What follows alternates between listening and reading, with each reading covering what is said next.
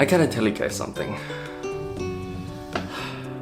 I'm really bad at talking to people. I tend to overthink a lot, especially when it comes to approaching a person. Like, how do I approach them? What would they think of me? Do they even want to talk? Would they figure out my crippling addiction to Fallout 4? See, things like that. I'm just a shy and generally introverted person. But what if I wasn't? So it's been raining a lot here in Perth, so that means everything's wet, slippery, and generally it's just Londonish weather. Ew. And sky's been mostly grey. Grey.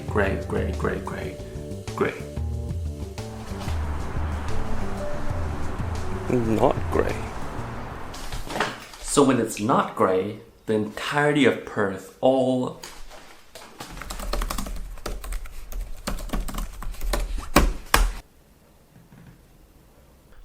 2.1 million of them decided to capitalize on this not great opportunity to go out and get some vitamin D.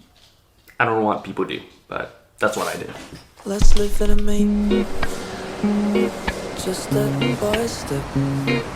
Sorry, didn't get the food on your step. I'm wondering now, where is your wings? It was indeed a beautiful day.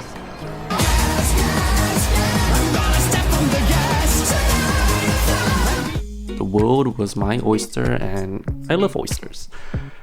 There were limitless possibilities and I could literally do anything and everything that I wanted. So naturally I got a haircut and wandered around like a lost and lonesome puppy. I really wanted to film something, so I brought my camera along, but I had no idea what the story should be. And so I kind of blanked and had no idea what to do, or more importantly, what to shoot. And so I just got some ice cream.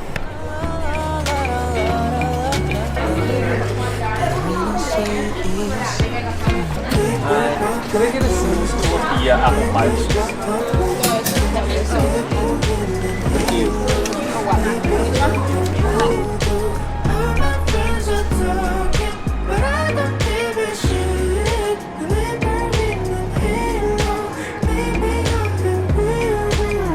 Let's live in a main, just step by step. So after finishing my ice cream, I decided to take a few B-roll shots because it was a very nice day, but there was no story. And so I decided, you know what, let's just call it quits and try again another day. But right as I was about to leave, I met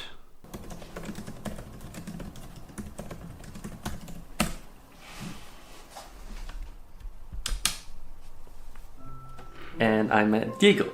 And Diego came over to Perth for the sole reason of watching the AC Milan versus AS Roma football match. My sincere condolences to those AC Milan supporters out there.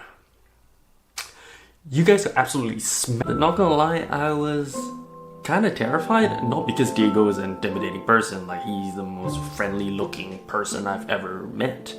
But it's the fact that I'm just very bad at meeting new people. Worst of all, he thought that I was a photographer because I had this nice camera. Lord knows I'm not a photographer. Of course I obliged and I took a few photos for him, took a few different angles, pretended like I was a photographer, and that's when the real scary part happened. Because we were in the gray zone of talking and not talking. Does he want to talk? Does he not want to talk? But what if he has stuff to go to? What if he's rushing to the smiling airport? like that? What if means he knows to how? talk. Oh, I need to know how to disconnect from this conversation.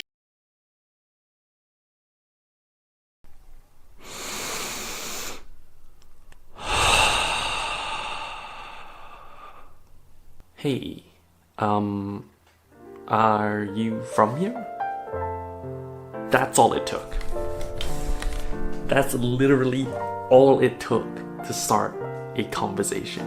I say start because even though talking is not my strong suit, Diego and I literally talked for 3.5 hours straight. That's crazy. I mean, Diego is one of those amazing people who are such conversationalists that it's easy to talk to them. And because of that, we started talking from like football to like migration in Australia to childhood stories. Literally one of the best things we talked about was our cultures and sharing them with each other. And I got to know and understand so much about the local Colombian culture. And because I'm currently fascinated with like the Amazon and its wilderness in general, it really made me happy, and like it made me think like, man, I love conversations like this. So that conversation made me realize two things. One is that I already love Colombian culture. Two would be conversations like that, or conversations in general, really takes two to tango.